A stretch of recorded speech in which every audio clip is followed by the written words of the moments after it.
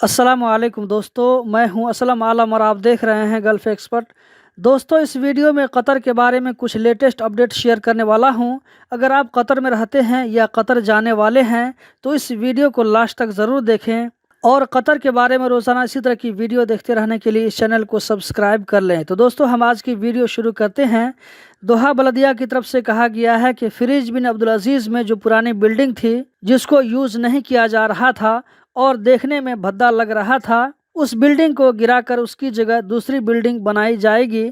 जैसा कि आप स्क्रीन पर देख सकते हैं, ये फिरीज बिन अब्दुल अजीज़ की वो बिल्डिंग है जिसको हटा लिया गया है। दोस्तों, आज 21 फरवरी जुमा का दिन है। आज शाम के वक्त कतर के टाइम से 5:30 बजे या 6 बजे के बीच में लाइव आऊँगा इंशाल्लाह, जिसमें आप लोगों के बहुत सारे कमेंट का रिप्लाई देने वाला हूँ। तो लाइव वीडियो ज़रूर देखें।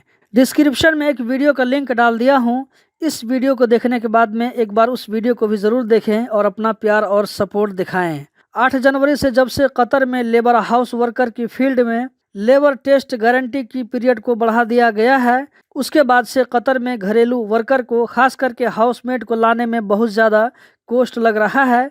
25,000 रियाल तक खर्चा आ रहा है। ऐसे में यहाँ के बहुत सारे सिटीजन की तरफ से कंप्लेन आ रहा है। लोग ट्विटर के जरिए बता रहे हैं कि पड़ोसी मुल्कों में घरेलू वर्कर को लाने में 7,000 रियाल तक का खर्च आता है, जबकि कतर में 25,000 रियाल तक का खर्च आ रहा है। मिनिस्ट्री से लोग मांग कर रहे हैं कि इसका कोई अच्छा सलूशन निकाला जाए। दोस्तों, कतर में 20 जनवरी को एक बार फिर से 509 लोगों के खिलाफ लीगल एक्शन लिया गया है। इन लोगों ने कतर में कोरोना से बचाव के लिए जो रूल लागू है उसकी खिलाफ वर्जी की थी, जिसमें 343 लोगों ने फेस मास्क नहीं पहन रखा था, 9 लोगों के मोबाइल में एहतराज ऐप नहीं था, जबकि 157 लोगों ने सोशल डिस्टेंस के रूल को वायलेट किया था।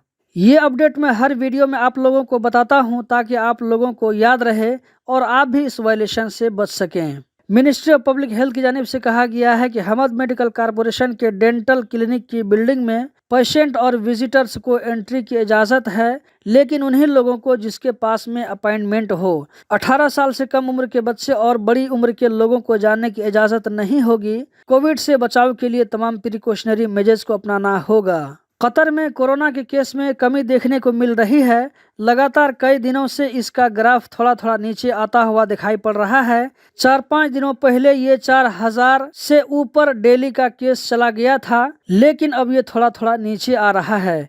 मिनिस्ट्री ऑफ पब्लिक हेल्थ के मुताबिक 20 जनवरी को कतर में 3,294 कोरोना के नए केस रिकॉर्ड हुए, 2,934 लोकल लोगों में, जबकि 360 बाहर से आने वालों में।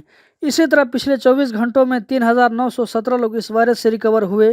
कतर में भी एक्टिव केस की तादाद 41,700 है। तो दोस्तों, यही थी आज की वीडियो। उम्मीद करता हूँ ज़रूर पसंद आई होगी।